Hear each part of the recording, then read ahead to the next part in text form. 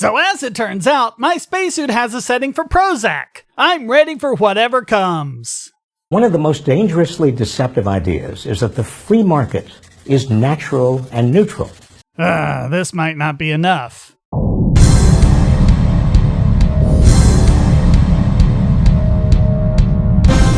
Oh look, there's one for cannabinoids too. Okay, I'm good. The traditional economic debate imagines two parts to our economy. This moron, by the way, is Robert Reich. He was Clinton's Secretary of Labor. He's not an economist. A private sector, that's the free market, and a public sector, that's government. In this cartoon version, hey, you got a problem with cartoons, Reich? the free market pays people and distributes goods and services in a natural or neutral way, and government intrudes on the market by regulating businesses and also taxing some of what businesses and individuals earn and then redistributing it. But this cartoon version leaves out a critical point. Yeah, I have a feeling this is just poisoning the well here. He's going to take the economic model that he doesn't like and just call it cartoon to discredit it. Who wants to bet he doesn't have the first valid reason why it's wrong? There's no free market in nature. The free market is a bunch of rules created and enforced by government. No, Reich, those rules are there to stop the government from infringing on the free market. And we see free market transactions all the time in nature. A good example, flowers and bees. Flowers don't care if bees make honey, but if they make nectar, then they can attract bees, and the bees will spread their pollen around as they get the nectar they use to make the honey. Bees don't really care if flowers reproduce, but they'll go through all of that with the nectar and the pollen, spreading the pollen around from flower to flower if it means getting the stuff they need to make honey.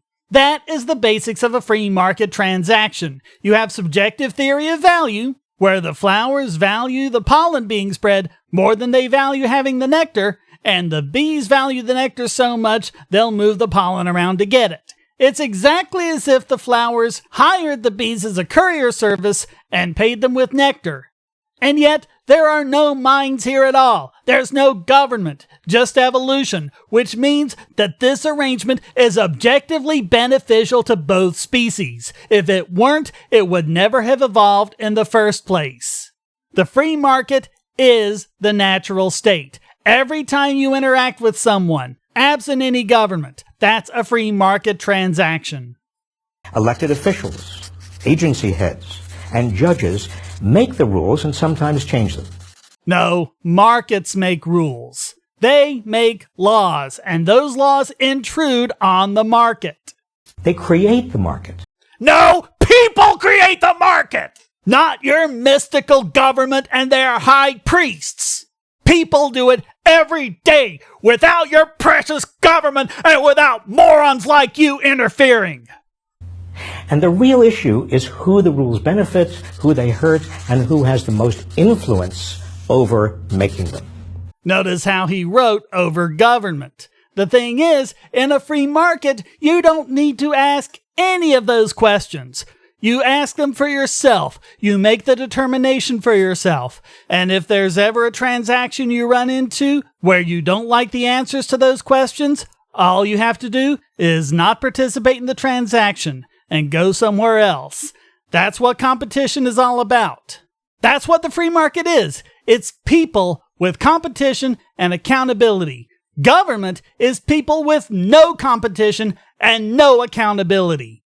The market provides bankruptcy protection for big corporations and billionaires, allowing them to shed their debts, including labor contracts. No, that's what government does. This guy doesn't know the difference between government action and market action.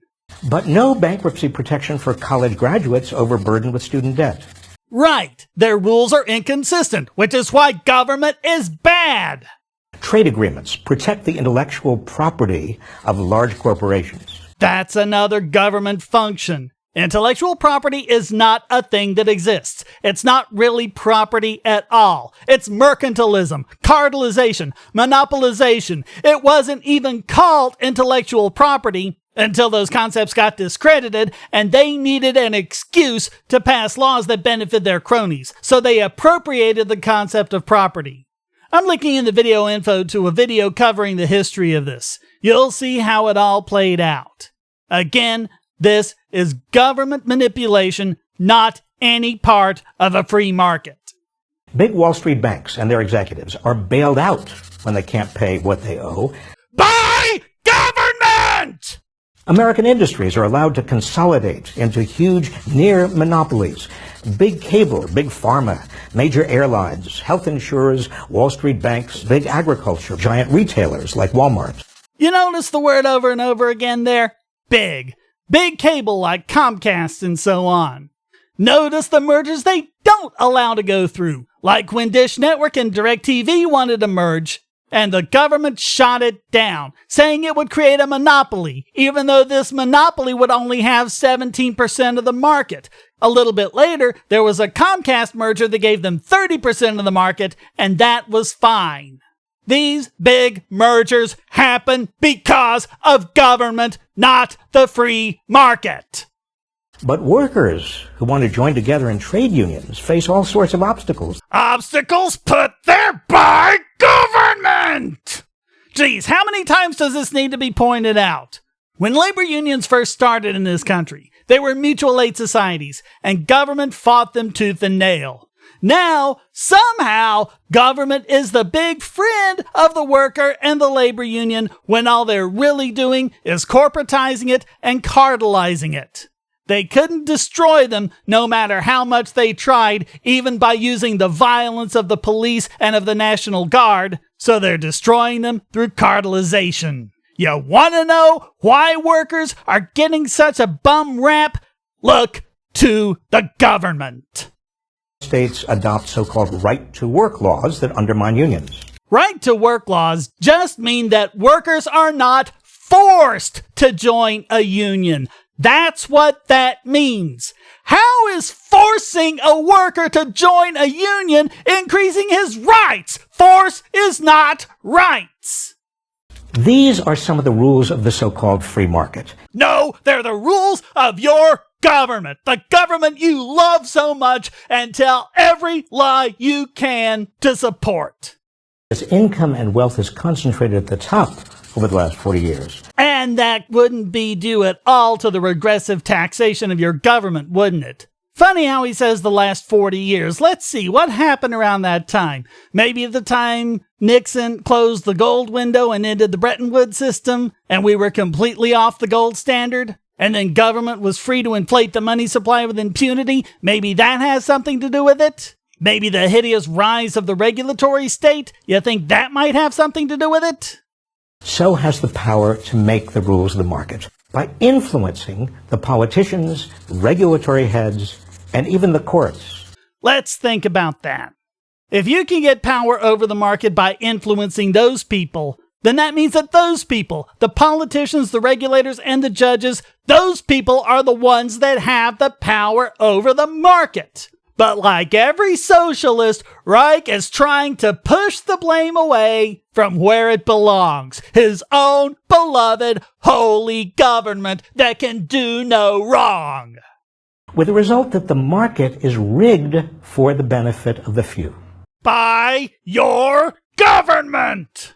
So if we really want to reduce the savage inequalities and insecurities most people are experiencing, then we need to get your government out of it. That way, there wouldn't be any way that corporations could buy any sort of power from politicians or judges or whoever, because they wouldn't have the power to do anything to begin with. This is the obvious solution. What you want to bet, he's gonna say something completely opposite to that. We shouldn't be swayed by the myth of a neutral free market. Told ya. We must make the market work for us, rather than for only a few at the top. Then we need to get your government out of it, because that's the only way that's ever gonna happen. And to do that, we must exert the power that is supposed to be ours. How do we do this? Please read Saving Capitalism. Ah, yeah, figures. He's selling a book. How much more evidence do you need that you shouldn't take a word that people like Reich say seriously?